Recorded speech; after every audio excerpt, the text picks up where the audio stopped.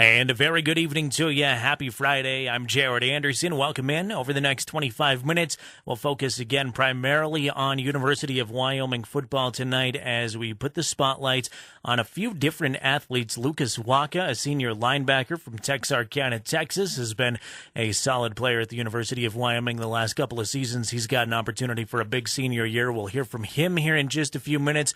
Also a guy that you may or may not be familiar with last year, played in every game last year, recorded 6 total tackles. His name is Kevin Prosser. He's a sophomore defensive end from Aurora, Colorado. So we'll catch up with Kevin and Lucas here in just a few moments, but we lead tonight with a new face at the University of Wyoming. That's brand new wide receivers coach Mike Grant. Grant has spent the last 5 seasons as the wide receivers coach from North Texas University. Here's how my conversation Monday went with new wide receivers coach Mike Grant. All right, talking with Coach Grant. Coach, first of all, welcome to Wyoming. How's your time been so far here in Laramie? It's been excellent. I really, truly enjoyed the experience, and it's been something new and different for me. I haven't been out this far west in the past, but I really have kind of embraced it, and I think the people have embraced me as well. So it's been a good time for me. How'd the decision kind of come down to come out here, and did you know Coach Bowl and some guys on the staff before?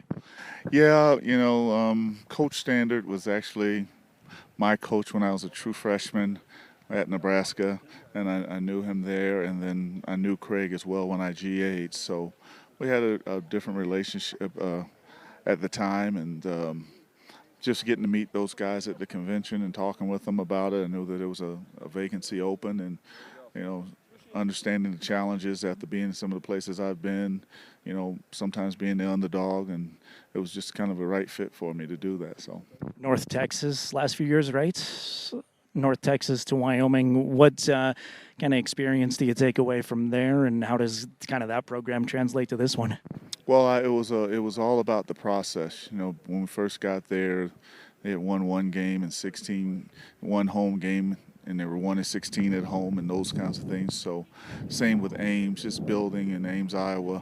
So just that process, understanding what it takes to build a program, not saying that Wyoming's from the ground up, but just being there where you're not walking into a juggernaut, you're trying to develop and build and overcome a lot of obstacles. And it was just a good fit for my talents and things that I like to do, and really truly enjoyed the guys that are already here coaching and working with them, and it just kind of fit in well for me.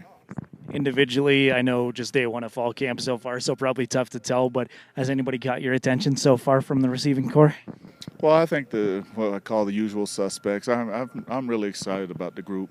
They were really young when we got here, and we got the mix of Jake and Tanner as seniors and leaders. And then you got the other guys that you can really mold and develop almost from scratch, and see it all develop, see it all come forth. You're not walking into a room where everybody's set in their own ways, and they're eager, looking to win, looking to learn, look to get better, and that's all you can ask for as a coach, and that's what I've got. So I'm so curious about the Austin Conway transition. How difficult is it to go from a basketball player to the football field? Is there anything that translates athletically to the football field?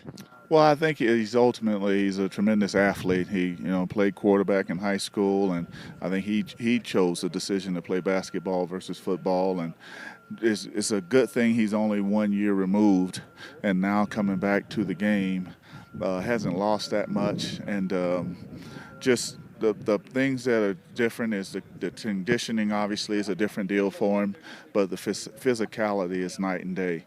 And so he's just trying to get back used to all the banging and all those things. His condition is outstanding, and that's coming from the basketball court. So, but now getting and understanding the development and some of the precisions of route technique and those things, he's an exciting player, and we're expecting a lot of things from him. So. Final question. I know still young to Wyoming, but what's your favorite part about the experience living out here so far?